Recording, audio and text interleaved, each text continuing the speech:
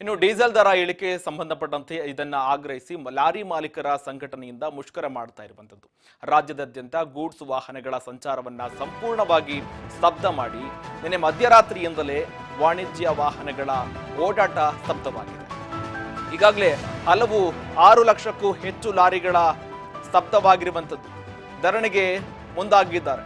Diesel ಬೆಲೆ ಕಡಿಮೆ ಮಾಡಬೇಕು, ಜೊತೆಗೆ ಚೆಕ್ ಪೋಸ್ಟ್ಗಳಿಗೆ ಸಂಬಂಧಪಟ್ಟಂತೆ ದರವನ್ನು ಕೂಡ ಏರಿಕೆ ಮಾಡಿದ್ದಾರೆ. ಅದಕ್ಕೆ ಸಂಬಂಧಪಟ್ಟಂತೆ ಲಾರಿ ಮಾಲೀಕರ ಸಂಘದ ಅಧ್ಯಕ್ಷರು ಈ ಬಗ್ಗೆ ಹೇಳಿಕೆ ಕೊಡ್ತಾ ಇರುವಂತದ್ದು.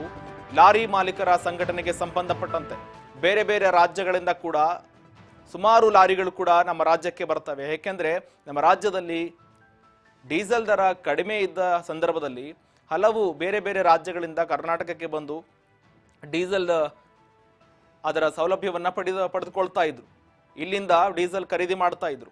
ಈಗ ಡೀಸೆಲ್ ದರ ಏರಿಕೆ ಆಗಿದೆ. ಒಂದು ಕಡೆ ಬೇರೆ ಬೇರೆ ರಾಜ್ಯಗಳಿಂದ ಕೂಡ ಕರ್ನಾಟಕಕ್ಕೆ ಬರ್ತಾ ಇದ್ದ ಆ ಲಾರಿಗಳು ಕೂಡ ಸ್ತಬ್ಧವಾಗಿದೆ. ಒಂದು ಕಡೆ ಡೀಸೆಲ್ಗೆ ಸಂಬಂಧಪಟ್ಟಂತೆ ಲಾರಿಗಳೆಲ್ಲ ಕೂಡ ಸ್ತಬ್ಧವಾಗಿರುವಂಥದ್ದು. ಅದನ್ನ ನಿಲ್ಲಿಸಿ ಧರಣಿಗೆ ಮುಂದಾಗಿದ್ದಾರೆ. ಆ ಸಂದರ್ಭದಲ್ಲಿ ಕೂಡ ಬೇರೆ ಬೇರೆ ರಾಜ್ಯಗಳಿಂದ ಬರ್ತಕ್ಕಂಥ ಎಲ್ಲ ಲಾರಿಗಳಾಗಿರ್ಬೋದು, ಜೊತೆಗೆ ಡೀಸೆಲ್ ವಾಹನಗಳಾಗಿರ್ಬೋದು ಎಲ್ಲವೂ ಕೂಡ ಬಂದ್ ಆಗಿರುವಂಥದ್ದು. ನಮ್ಮ ರಾಜ್ಯಕ್ಕೆ ಬರುವಂತಿಲ್ಲ. ಜೊತೆಗೆ ಇದಕ್ಕೆ ಸಂಬಂಧಪಟ್ಟಂತೆ ಚೆಕ್ ಪೋಸ್ಟ್ ತೆರವು ಮಾಡಬೇಕು. ಜೊತೆಗೆ FC ಶುಲ್ಕವನ್ನ ಕೂಡ ಹೆಚ್ಚಳ ಮಾಡಿದ್ದಾರೆ, ಅದನ್ನ ಕೂಡ ಕೈ ಬಿಡಬೇಕು. ಎಲ್ಲ ಬೇಡಿಕೆಗಳನ್ನ ಇಡ್ತಿರುವಂಥದ್ದು. ಬೆಂಗಳೂರು ನಗರಕ್ಕೆ ಸರಕು ಸಾಗಣೆಯ ವಾಹನಗಳ ಪ್ರವೇಶಕ್ಕೆ ಸಂಬಂಧಪಟ್ಟಂತೆ ಇರುವ ನಿರ್ಬಂಧವನ್ನ ಸಡಿಲಿಕೆ ಮಾಡಬೇಕು. ಈ ಎಲ್ಲ ಬೇಡಿಕೆಗಳನ್ನ ಇಡ್ತಾ ಇದ್ದಾರೆ. ಒಂದು ಕಡೆ ಡೀಸೆಲ್ ಬೆಲೆ ಕೂಡ ಹೆಚ್ಚಾಗಿದೆ, ಅದನ್ನು ಕೂಡ ತೆಗೆದುಕೊಳ್ಳಬೇಕು, ಕಡಿಮೆ ಮಾಡಲೇಬೇಕು. ಜೊತೆಗೆ ಟೋಲ್ ದರ ಕೂಡ ಹೆಚ್ಚಳ ಮಾಡಲಾಗಿದೆ, ಅದನ್ನು ಕೂಡ ಹಿಂಪಡೆದುಕೊಳ್ಬೇಕು. ಜೊತೆಗೆ ಬಾರ್ಡರ್ ಚೆಕ್ ಪೋಸ್ಟ್ ಅನ್ನ ತೆರವು ಮಾಡಲೇಬೇಕು. ಎಲ್ಲಾ ಬೇಡಿಕೆಗಳನ್ನ ಮುಂದಿಟ್ಟು ಧರಣಿಗೆ ಮುಂದಾಗಿದ್ದಾರೆ.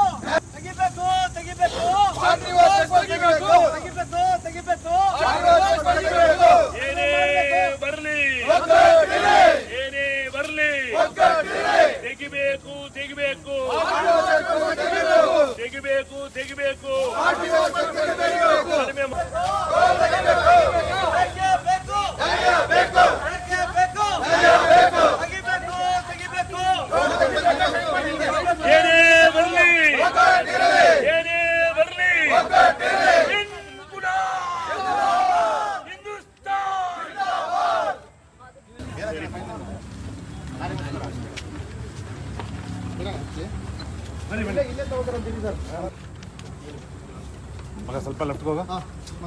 ಲೆಫ್ಟ್ ಒಂದು ನಿಮಿಷ ಅಲ್ಲ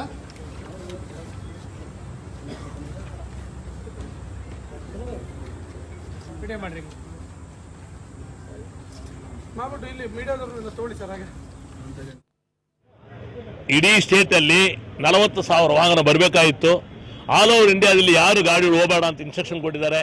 ಆದ್ದರಿಂದ ಯಾವ ಗಾಡಿ ಬಂದಿಲ್ಲ. ಒಂದು 10% ಗಾಡಿಗಳು ಅವ್ರವ್ರ ಜಾಗಕ್ಕೆ ಹೋಗಿ ಸೇರ್ಕೊಳ್ಳಿಕ್ಕೆ ಅನ್ಲೋಡ್ ಮಾಡ್ಲಿಕ್ಕೆ ಹೋಗಿದ್ದಾರೆ. ಇದು ನಿಜಾಂಶ. ಆದ್ದರಿಂದ ಸುಮಾರು 4,000 ಕೋಟಿ ಬೇಗ ವಹಿವಾಟ ನಮ್ಮ ಟ್ರಕ್ಕಿಂದ ಸರ್ಕಾರಕ್ಕೆ ತೊಂದರೆ ಆಗಿದೆ. ಅದ್ರ ಜೊತೆಗೆ ಕೂಡಲೇ ನಮ್ದು ಬೇಡಿಕೆನ ಈಡೇರಿಸಬೇಕಂತ ಕೇಳಿದ್ವಿ. ರಾಮಲಿಂಗಾರೆಡ್ಡಿ ಅವರು 1 ಗಂಟೆಗೆ ನಮ್ಮನ್ನು ಕರೆದಿದ್ದಾರೆ. ಅವರು ಡಿಸ್ಕಷನ್ ಮಾಡಿ ಅವರು ಆಮೇಲಿಂದ ಅವ್ರು ಏನು ಹೇಳ್ತಾರೆ ಅದನ್ನು ಕೇಳಿಕೊಂಡು ನಾವು ಮುಷ್ಕರ ಬಗ್ಗೆ ಚರ್ಚೆ ಮಾಡ್ತೀವಿ. ಸರ್, ಇವತ್ತು ಎಲ್ಲ ಒಂದ್ ಕಡೆಗೆ ಬೆಂಬಲ ಸರಿಯಾಗಿ ಸಿಕ್ಕಿಲ್ಲ. ಕೆಲವು ಅಸೋಸಿಯೇಷನ್ ಬೆಂಬಲ ಕೊಟ್ಟಿಲ್ಲ. ಇಲ್ಲ, ಕೆಲವು ಬೆಂಬಲ ಕೊಟ್ಟಿಲ್ಲ ಅಂಬೋದು ಅದೆಲ್ಲ ಸುಳ್ಳು ಮಾತು. ಒಂದೇ ಎರಡು ಇರುತ್ತೆ, ಇಲ್ಲ ಅಂತಿಲ್ಲ. ನೀವು ಹೇಳೋದು ಸರಿ ಇದೆ, ಇಲ್ಲ ಅಂತ ಹೇಳಿಲ್ಲ ನಾನು. ಕಾರಣ ಏನಂದ್ರೆ ಒಂದು 10-20% ಗಾಡಿಗಳು ಓಡಾಡ್ತಾ ಇದ್ದಾವೆ. ಯಾಕಂದ್ರೆ ಲೋಡ್ ಮಾಡ್ಕೊಂಡವ್ರು ಅವ್ರವ್ರ ಊರಿಗೆ ಹೋಗಿ ಸೇರ್ಬೇಕು. ಎಲ್ಲೋ ದೂರಂದು ಬಂದಿದ್ದಾರೆ. ಅದೇ ತರ ಲೋಕಲಲ್ಲಿ ಎಲ್ಲೇ ಅಲ್ಲಿಂದ ಬಂದಿದ್ದಾರೆ. ಈ ಕರ್ನಾಟಕದಲ್ಲಿ ಮಾತ್ರ ಲೋಡಿಂಗ್ ಮಾತ್ರ ಕಂಪ್ಲೀಟ್ ಬಂದ್ ಆಗಿದೆ. ಯಾವ ಲಾಜಿಸ್ಟಿಕ್ ಅಲ್ಲಿ ಲೋಡ್ ಮಾಡಿಲ್ಲ, ಎಲ್ಲಿನೂ ಲೋಡಿಂಗ್ ಅನ್ಲೋಡಿಂಗ್ ಇಲ್ಲ. APMC ಯಾರ್ಡ್ಗೆ ನಾವೇ ಈಗ ರಾಗಿ ಸಜ್ಜೆ ಬಂದಿರೋ ಕಾರಣ ರೈತರದ್ದು ಮಾಲ್ ಮೆಟೀರಿಯಲ್ ಬಂದಿದೆ, ಅದನ್ನು ನಾವೇ ಅಲೋ ಮಾಡಿದ್ವಿ APMC ಅಲ್ಲಿ ಇವತ್ತು ಮಾತ್ರ. ನಾಳೆಯಿಂದ ಅವರು ಬರಲ್ಲ ಅಂತ ಹೇಳ್ಬಿಟ್ಟು ಹೇಳಿದ್ದಾರೆ. ಇವತ್ತು ರಿಯಾಲಿಟಿ ಚೆಕ್ ಮಾಡಿದಾಗ ಬಾರ್ಡರ್ ಅಲ್ಲಿ ಮುಖ್ಯವಾಗಿ ಅಂತಾರಾಜ್ಯ ಕಲ್ಪಿಸುವಂತ ಗಡಿಭಾಗ ಎಂದಿನಂತೆ ಲಾರಿಗಳು ಸಂಚಾರ ಮಾಡ್ತಾನೆ ಇದ್ದಾವೆ. ಇಲ್ಲ, ಕಂಪ್ಲೀಟ್ ನೋಡಿ. ಇವಾಗ ಟೋಲ್ ಗೋಡ್ ಬಂದೆ, ಬರೀ 600 ಗಾಡಿ ಮಾತ್ರ ಪಾಸ್ ಆಗಿದೆ. ಇಲ್ಲಿ 9,000 ಗಾಡಿ ಮ್ಯಾಗ ಇಲ್ಲಿ ಹೋಗ್ತಾ ಇರುತ್ತೆ ಅತಿಬಲಿ ಬಾರ್ಡರ್ ಅಲ್ಲಿ. ನೀವೇ ದಯವಿಟ್ಟು ನೋಡ್ಕೋಬಹುದು. ಆದ್ರಿಂದ ಕೆಲವು ಜಾಗದಲ್ಲಿ ಒಂದೆರಡು ಗಾಡಿ ಓಡಾಡ್ತಾ ಇದೆ, ಅದನ್ನ ಬಿಡಿ. ಈಗ ಸರ್ಕಾರದಲ್ಲಿ ಕರೆದಿದ್ದಾರೆ, ಅವ್ರ ಹತ್ರ ಮಾತುಕತೆ ಮಾಡಿ ಒಂದು ನಿರ್ಧಾರ ತಗೊಳ್ತೀವಿ. ಸಚಿವರನ್ನು ಕರೆದಿದ್ದಾರೆ, ಅಲ್ಲಿ ಯಾವ ರೀತಿ ಇಲ್ಲ, ಸಾಹೇಬ್ರು ಕರೆದಿದ್ದಾರೆ, ಈಗ 1.5 ಗಂಟೆ ಕರೆದಿದ್ದಾರೆ. ಅವ್ರ ಹತ್ರ ಡಿಸ್ಕಷನ್ ಮಾಡಿ ಏನು ಹೇಳ್ತಾರೆ ಅಂತ ಕೇಳ್ಕೊಂಡು, ಯಾಕಂದ್ರೆ ಅವ್ರು ಬೇಕಾದಷ್ಟು ಇದಕ್ಕೆ ಮುಂಚೆ ನಮಗೆ ಸಪೋರ್ಟ್ ಮಾಡಿದ್ದಾರೆ. ಡ್ರೈವಿಂಗ್ ಲೈಸೆನ್ಸ್ ಅಲ್ಲಿ ಆಗಲಿ, ನ್ಯಾಷನಲ್ ಪರ್ಮಿಟ್ ಅಲ್ಲಿ ಆಗಲಿ, ಈ ಫೀ ಸ್ಟ್ರಕ್ಚರ್ಸ್ ಆಗಲಿ, ಬೇಕಾದಷ್ಟು ಅವರಿಂದ ಆಗಿದೆ. ಎಲ್ಲದಕ್ಕರ ಇಡೀ ಭಾರತ ದೇಶದಲ್ಲಿ ಒಂದು ಡ್ರೈವರ್ ನಿಗಮ ಮಾಡಿರೋದು ಇಲ್ಲೇ, ಆದ್ರಿಂದ ಅದನ್ನ ಮರೆಯೋಕ್ಕಾಗಲ್ಲ. ಆದ್ರೂ ನಮ್ದು ಡೀಸೆಲ್ ಬೆಲೆ ಪೇಂಟ್ ಮಾಡಿಬಿಟ್ಟು ರೋಡ್ 18 ರೋಡಲ್ಲಿ ಹಾಕಿರೋದು. ಅವ್ರದ್ದು ಸಬ್ಜೆಕ್ಟ್ ಏನಂದ್ರೆ ಬಾರ್ಡರ್ ಚೆಕ್ ಪೋಸ್ಟ್. 14 ಸ್ಟೇಟಲ್ಲಿ ಬಾರ್ಡರ್ ಚೆಕ್ ಪೋಸ್ಟ್ ಇದಾಗಿದೆ. ಈಗ ಇತ್ತೀಚೆಗೆ ಆಂಧ್ರದಲ್ಲಿ ಇದಾಗಿದೆ. ಮನವಿ ಕೊಟ್ಟೋಗಿ ಅಂತ ಹೇಳಿದೆ. ಆಯುಕ್ತರಿಗೂ ಮನವಿ ಕೊಡಿ ಅಂತ, ಇಲ್ಲ ಆಯುಕ್ತರಿಗೆ ಆಗಲೇ ಕೊಟ್ಟಿದ್ದೀವಿ ಅಂತ ಹೇಳಿದ್ರು. ಆಮೇಲೆ ನಾನು ಅವ್ರಿಗೆ ಯಾಕೆ ಸ್ಟ್ರೈಕ್ ಮಾಡೋಕ್ಕೆ ಹೋಗ್ತೀರಾ, ಪಾಯಿಂಟ್ಸ್ ಏನು ಅಂತ ಕೇಳಿದೆ. ಅದು ಡೀಸೆಲ್ದು ಮೊದಲನೇದಾಗಿ ಹೇಳಿದ್ರು. ನಾನು ಹೇಳಿದೆ, ಡೀಸೆಲ್ ಬೆಲೆ, ಪೆಟ್ರೋಲ್ ಬೆಲೆ, ನಾವೀಗ ಡೀಸೆಲ್ ಜಾಸ್ತಿ ಮಾಡಿದ್ವಿ. ಹಿಂದೆನೂ ಒಂದು 5-6 ತಿಂಗಳ ಮುಂಚೆ ಒಂದು ಸ್ವಲ್ಪ ಡೀಸೆಲ್ ಮಾಡಿದ್ವಿ. ಆದರೆ ಕೇಂದ್ರ ಸರ್ಕಾರ 11 ವರ್ಷದಲ್ಲಿ ಎಷ್ಟು ಸಲ ಡೀಸೆಲ್ ಬೆಲೆ ಜಾಸ್ತಿ ಮಾಡಿದೆ? ನಾವು ರಾಜ್ಯ ಸರ್ಕಾರ ಡೀಸೆಲ್ ಬೆಲೆ ಜಾಸ್ತಿ ಆದ ತಕ್ಷಣ ನೀವು ಸ್ಟ್ರೈಕ್ ಮಾಡ್ತೀವಿ ಅಂತ ಹೇಳ್ತೀರಾ? ಕೇಂದ್ರ ಸರ್ಕಾರ ಮಾಡಿದಾಗ ಯಾಕೆ ಮಾಡಲಿಲ್ಲ ಅಂತಲೂ ಕೇಳಿದೆ. ನೆನ್ನೆನೂ ಕೇಳಿದೆ, ಪ್ರಜಾವಾಣಿಯಲ್ಲಿ ಬಂದಿತ್ತು ನೆನ್ನೆ. ಪ್ರಜಾವಾಣಿಯಲ್ಲಿ ನೋಡಿ ಈ ರೀತಿ ನೀವು ಕೊಟ್ಟಿದ್ದೀರಾ ಅಂತ ಹೇಳಿದೆ. ಆಮೇಲೆ ಡೀಸೆಲ್ ದರ, ಪೆಟ್ರೋಲ್ ದರ ನಾವು 2 ಸಲ ಟ್ಯಾಕ್ಸ್ ಹಾಕಿದ್ದೀವಿ, ಸೆಸ್ ಹಾಕಿದ್ದೀವಿ. ಕೇಂದ್ರ ಸರ್ಕಾರ ಎಷ್ಟು ಸಲ ಸೆಸ್ ಆಗಿದೆ? ಹಾಕಿದಾರಾ ಇಲ್ವೋ? ಅವಾಗ ಯಾಕೆ ಸ್ಟ್ರೈಕ್ ಮಾಡಲಿಲ್ಲ ಅಂತ ನಾನು ಕೇಳಿದೆ. ಆಮೇಲೆ ಇನ್ನೊಂದೆರಡು ಇದು ಟೋಲ್ ತೆಗಿಬೇಕು ಅಂತ ಹೇಳ್ತಾರೆ. ಟೋಲ್ ತೆಗಿಬೇಕು ಅಂತ, ಟೋಲ್ ತೆಗೆದ್ರೆ ಈಗ ಅಂದರೆ ನಮ್ಮ ಸ್ಟೇಟ್ ಟೋಲ್ ತೆಗೀರಿ ಅಂತ ಹೇಳ್ತಾರೆ. ಕೇಂದ್ರ ಸರ್ಕಾರದ್ದು ತೆಗಿಬೇಕಲ್ಲ ಟೋಲು. ತೆಗೆದರೆ ಎಲ್ಲ ಟೋಲು ತೆಗಿಬೇಕು, ಕೇಂದ್ರ ಸರ್ಕಾರದ್ದು ತೆಗಿಬೇಕು, ರಾಜ್ಯ ಸರ್ಕಾರದ್ದು ತೆಗಿಬೇಕು. ಅಲ್ಲಿ ಆಯಿತು, ಕೇಂದ್ರ ಸರ್ಕಾರದ್ದು ಹಾಕಬೇಕು. ಈಗ ನಮ್ಮ ಟೋಲ್ ಬೇಡ, ಕೇಂದ್ರ ಸರ್ಕಾರದ ಟೋಲ್ ಹಾಕಬೇಕು, ಅವ್ರದ್ದು ತೆಗೀಲಿ, ಅವ್ರಿಗೆ ಒಂದು ಅನುಕೂಲ ಅಲ್ವಾ? ಅದನ್ನ ಆಯಿತು, ಮುಖ್ಯಮಂತ್ರಿಗಳ ಹತ್ರ ಮಾತಾಡೋಣ.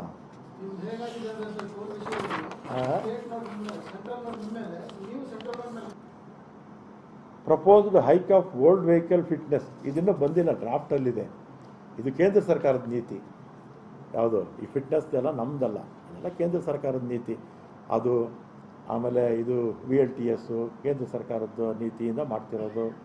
ಆಮೇಲೆ ಇದು ಬರುತ್ತಲ್ಲ name plates, high security name plates, ಇದೆಲ್ಲ ಕೇಂದ್ರ ಸರ್ಕಾರದ ಗೈಡ್ಲೈನ್ಸು. ಥ್ರೂಔಟ್ ಇಂಡಿಯಾ ಯೂನಿಫಾರ್ಮಾಗಿ ಒಂದೇ ಥರ ಮಾಡ್ತೀವಿ. ಆಮೇಲೆ ಈ ರಿಸ್ಟ್ರಿಕ್ಷನ್ಸು, ವೆಹಿಕಲ್ಸ್ ಹೋಗೋದಕ್ಕೆ ಬರೋದಕ್ಕೆ ಪೊಲೀಸ್ ಈಗ ಬ್ಯಾಂಗ್ಳೂರಲ್ಲಿ ಒಂದು ಟೈಮಿಂಗ್ ಫಿಕ್ಸ್ ಮಾಡಿದ್ದಾರೆ, ಟ್ರಾಫಿಕ್ ಜಾಸ್ತಿ ಆಗುತ್ತೆ ಅಂತ. ಅದು ರೆಸ್ಟ್ರಿಕ್ಷನ್ನು ತೆಗಿಬಿಡಬೇಕು, ನಾವು ಫ್ರೀಯಾಗಿ ಬಿಡಬೇಕು ಅಂತ ಹೇಳ್ತಾರೆ. ಇದು ಪೊಲೀಸ್ ಇಲಾಖೆ ಹತ್ರ ಮಾತಾಡಬೇಕು.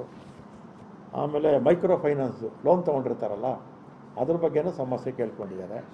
ಇದೆಲ್ಲ ಹಣಕಾಸು ಈಗ ಮೊನ್ನೆ ಸುಗ್ರೀವಾಗೆ ತಂದಿದ್ದೀವಿ. ಇದು ಇಷ್ಟು ಅವ್ರದ್ದು ಇಂಪಾರ್ಟೆಂಟ್. ಆಮೇಲೆ RTO ಚೆಕ್ ಪೋಸ್ಟ್ ತೆಗಿಬೇಕು ಅಂತಾರೆ. ಒಂದು ಅರ್ಧ ರಾಜ್ಯಗಳಲ್ಲಿ ತೆಗೆದವರು ನಮ್ಮ ದೇಶದಲ್ಲಿ, ಇನ್ನೊಂದು ಅರ್ಧ ರಾಜ್ಯಗಳಲ್ಲಿ ತೆಗೆದಿಲ್ಲ. ಇದರಲ್ಲೆಲ್ಲ RTOಗಳು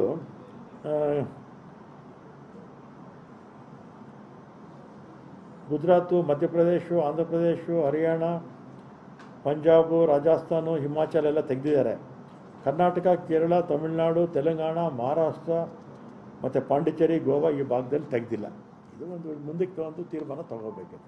ಆಮೇಲೆ RTOದು control of vehicles, to inspect the vehicles entering the exit of the state government, to collect the taxes, to impose the penalties for vehicles of Motor Vehicle Act rules, to keep eye on the movement of trucks, to issue temporary permits, special permits, ಆಮೇಲೆ to check the validity of the permits, ಆಮೇಲೆ collecting of revenue ಇದು. ಆಮೇಲೆ ಇನ್ನೊಂದು ಏನಾಗುತ್ತೆ, ಈ ಲಾರಿಗಳೆಲ್ಲನೂ ಈ 10 ton 15 ಟನ್ನ capacity ಇರುತ್ತೆ. 30-40 ton ಹಾಕ್ಕೊಂಡು ನಮ್ಮ ರಸ್ತೆಗಳು, ಗ್ರಾಮೀಣ ಪ್ರದೇಶಗಳೆಲ್ಲ ರಸ್ತೆಗಳೆಲ್ಲ ಹಾಳಾಗುತ್ತೆ. ಅದನ್ನೆಲ್ಲ ಚೆಕ್ ಮಾಡೋಕ್ಕೆಲ್ಲ ಬೇಕಲ್ಲ. ಇದಿಷ್ಟು ಇನ್ನೇನು ಅವ್ರು ಬರ್ತಾರೆ. ಮನವಿ ಕೊಟ್ಟೋಗಿ ಅಂತ ಹೇಳಿದೆ. ಆಯುಕ್ತರಿಗೂ ಮನವಿ ಕೊಡಿ ಅಂತ, ಇಲ್ಲ ಆಯುಕ್ತರಿಗೆ ಆಗಲೇ ಕೊಟ್ಟಿದ್ದೀವಿ ಅಂತ ಹೇಳಿದ್ರು. ಆಮೇಲೆ ನಾನು ಅವ್ರಿಗೆ ಯಾಕೆ ಸ್ಟ್ರೈಕ್ ಮಾಡೋಕ್ಕೆ ಹೋಗ್ತೀರಾ, ಪಾಯಿಂಟ್ಸ್ ಏನು ಅಂತ ಕೇಳಿದೆ. ಅದು ಡೀಸೆಲ್ದು ಮೊದಲನೇದಾಗಿ ಹೇಳಿದ್ರು. ನಾನು ಹೇಳಿದೆ, ಡೀಸೆಲ್ ಬೆಲೆ, ಪೆಟ್ರೋಲ್ ಬೆಲೆ, ನಾವೀಗ ಡೀಸೆಲ್ ಜಾಸ್ತಿ ಮಾಡಿದ್ವಿ. ಹಿಂದೆನೂ ಒಂದು 5-6 ತಿಂಗಳ ಮುಂಚೆ ಒಂದು ಸ್ವಲ್ಪ ಡೀಸೆಲ್ ಮಾಡಿದ್ವಿ. ಆದರೆ ಕೇಂದ್ರ ಸರ್ಕಾರ 11 ವರ್ಷದಲ್ಲಿ ಎಷ್ಟು ಸಲ ಡೀಸೆಲ್ ಬೆಲೆ ಜಾಸ್ತಿ ಮಾಡಿದೆ? ನಾವು ರಾಜ್ಯ ಸರ್ಕಾರ ಡೀಸೆಲ್ ಬೆಲೆ ಜಾಸ್ತಿ ಆದ ತಕ್ಷಣ ನೀವು ಸ್ಟ್ರೈಕ್ ಮಾಡ್ತೀವಿ ಅಂತ ಹೇಳ್ತೀರಾ, ಕೇಂದ್ರ ಸರ್ಕಾರ ಮಾಡಿದಾಗ ಯಾಕೆ ಮಾಡಲಿಲ್ಲ ಅಂತಲೂ ಕೇಳಿದೆ. ಇವತ್ತು ನೆನ್ನೆನೂ ಕೇಳಿದೆ, ಪ್ರಜಾವಾಣಿಯಲ್ಲಿ ಬಂದಿತ್ತು ನೆನ್ನೆ, ಪ್ರಜಾವಾಣಿಯಲ್ಲಿ ನೋಡಿ ಈ ರೀತಿ ನೀವು ಕೊಟ್ಟಿದ್ದೀರಾ ಅಂತ ಹೇಳಿದೆ. ಆಮೇಲೆ ಡೀಸೆಲ್ ದರ, ಪೆಟ್ರೋಲ್ ದರ ನಾವು 2 ಸಲ ಟ್ಯಾಕ್ಸ್ ಹಾಕಿದ್ದೀವಿ, ಸೆಸ್ ಹಾಕಿದ್ದೀವಿ. ಕೇಂದ್ರ ಸರ್ಕಾರ ಎಷ್ಟು ಸಲ ಸೆಸ್ ಆಗಿದೆ? ಹಾಕಿದಾರಾ ಇಲ್ವೋ? ಅವಾಗ ಯಾಕೆ ಸ್ಟ್ರೈಕ್ ಮಾಡಲಿಲ್ಲ ಅಂತ ನಾನು ಕೇಳಿದೆ. ಆಮೇಲೆ ಇನ್ನೊಂದು ಇದು ಟೋಲ್ ತೆಗಿಬೇಕು ಅಂತ ಹೇಳ್ತಾರೆ. ಟೋಲ್ ತೆಗಿಬೇಕು ಅಂತ, ಟೋಲ್ ತೆಗೆದ್ರೆ ಈಗ ಅಂದರೆ ನಮ್ಮ ಸ್ಟೇಟ್ ಟೋಲ್ ತೆಗೀರಿ ಅಂತ ಹೇಳ್ತಾರೆ. ಕೇಂದ್ರ ಸರ್ಕಾರದ್ದು ತೆಗಿಬೇಕಲ್ಲ ಟೋಲು. ತೆಗೆದರೆ ಎಲ್ಲ ಟೋಲು ತೆಗಿಬೇಕು, ಕೇಂದ್ರ ಸರ್ಕಾರದ್ದು ತೆಗಿಬೇಕು, ರಾಜ್ಯ ಸರ್ಕಾರದ್ದು ತೆಗಿಬೇಕು.